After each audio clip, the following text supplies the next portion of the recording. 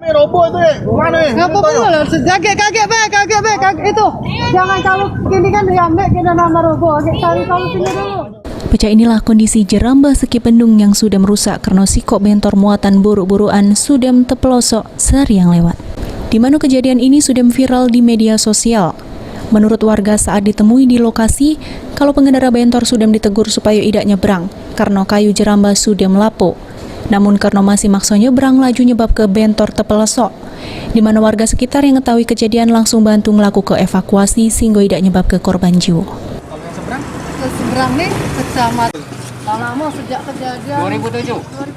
Kita untuk kejadian kemarin Mei, Bu, waktu pas iya, roboh. yang kemarin itu ada tukang borokan lewat dengan muatan lemari borok, barang-barang rongsok, ada juga sampah sih dia bawa.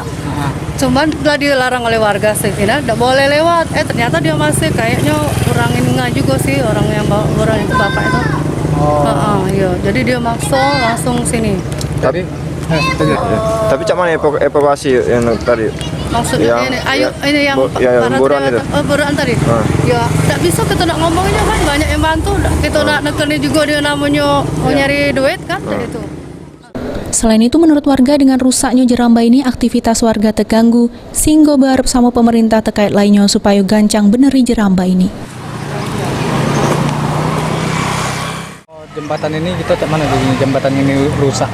Aduh, sangat susah nih Dek. Muter-muter jalan nak ke pasar. Waktu denget jadi lama di jalan. Capek, mengas pula. Cara lama-lama ya. Iya, jalan kaki. Jadi harapannya untuk pemerintah? Harapannya minta semoga cepat diperbaiki. Makin Ya, tolong. Keliling lagi. Nggak bisa biar warga masyarakat tidak susah ya? Iya, biar masyarakat tidak susah lagi. Jalannya susahnya muter-muter. Dekat tapi. Abidin Riwanto, PAL TV.